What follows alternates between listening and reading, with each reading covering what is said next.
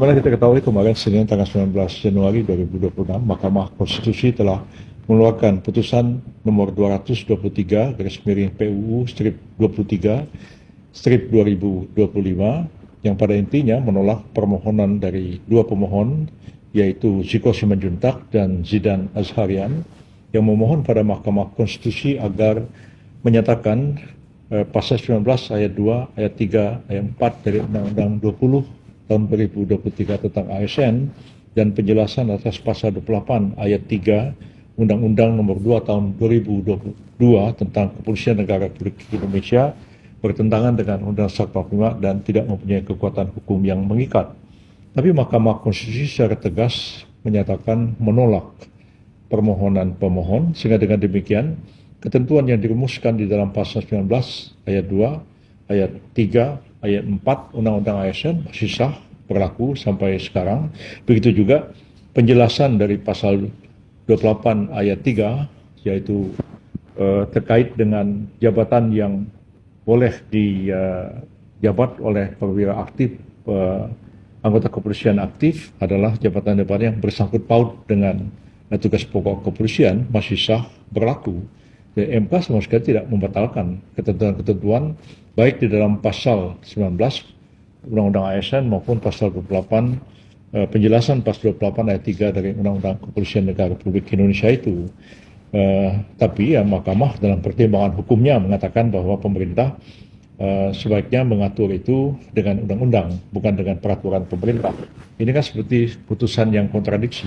Kalau MK melarang itu tidak boleh diatur dengan peraturan pemerintah, mengapa MK tidak membatalkan ketentuan dari pasal 19 ayat 3, ayat 2, 3, 4, dan juga penjelasan dari pasal 28 ayat 3 dari Undang-Undang Kepolisian dan Undang-Undang ASN itu.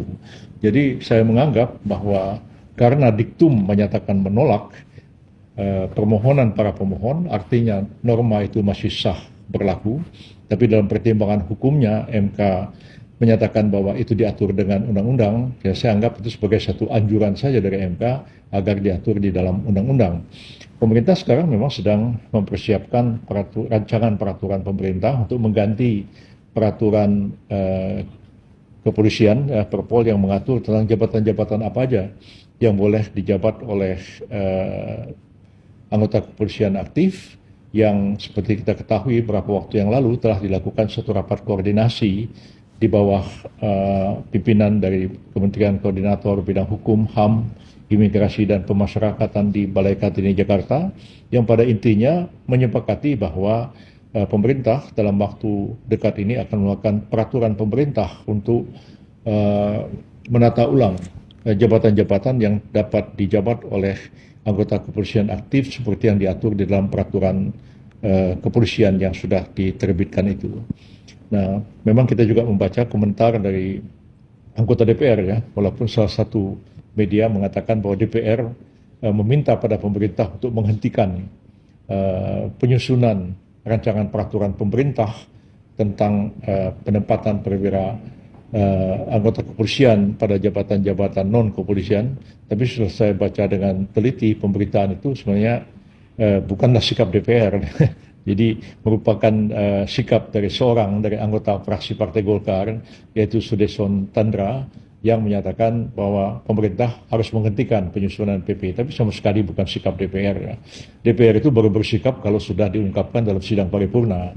Jadi kalau hanya ada satu anggota DPR berkomentar, tidak bisa dianggap itu sudah merupakan suara dari DPR. Dan karena itu pemerintah terus saja akan menyiapkan rancangan peraturan pemerintah ini, karena mempertimbangkan bahwa penyusunan revisi terhadap Undang-Undang Polri maupun revisi terhadap Undang-Undang ASN itu masih memerlukan waktu ya. Betul Undang-Undang Polri itu sudah masuk ke dalam prolegnas yang akan dibahas tahun 2026 yang akan sekarang ini, tapi Undang-Undang ASN sama sekali belum dimasukkan sebagai satu undang-undang yang harus segera direvisi oleh pemerintah dan DPR. Sedangkan kalau hanya Undang-Undang Polisi yang direvisi, tapi Undang-Undang ASN tidak. Undang-Undang ASN itu mengatakan bahwa sumber pengisian pejabat ASN itu adalah pertama dari kalangan ASN itu sendiri, yang kedua adalah dari kalangan TNI dan Polri, yang ketentuan lebih lanjutnya diatur dengan undang-undang, itu kan sama sekali tidak dibatalkan dan itu tidak mau direvisi. Jadi kalau undang-undangnya polisinya yang direvisi, undang-undang ASN tidak revisi, tetap aja ada penyaluran pejabat polisi itu anggota kepolisian pada jabatan-jabatan non kepolisian berdasarkan undang-undang ASN itu sendiri. Jadi untuk mengatasi problem ini, pemerintah tetap akan meneruskan penyusunan RPP tentang jabatan-jabatan yang dapat diisi oleh kalangan kepolisian sambil kita menunggu tiba saatnya nanti pemerintah dan DPR bersama-sama akan merevisi baik undang-undang kepolisian maupun merevisi undang-undang ASN itu sendiri.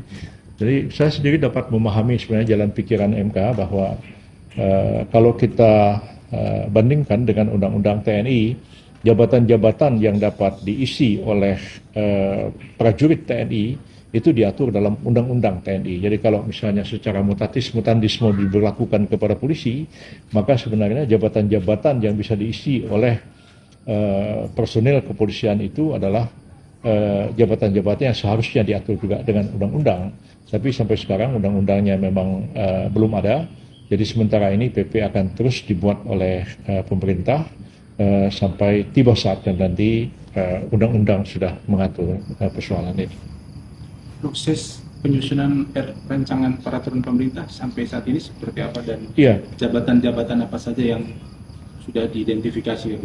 Iya, pemerintah terus bekerja menyusun rancangan peraturan pemerintah ini yang langsung ditangani oleh Kementerian PAN, ya, Penertiban Aparatur Negara dan Reformasi Birokrasi, dan juga Sekretariat Negara di bawah supervisi dari Kemenko urusan hukum, bidang hukum, HAM, imigrasi dan pemasyarakatan.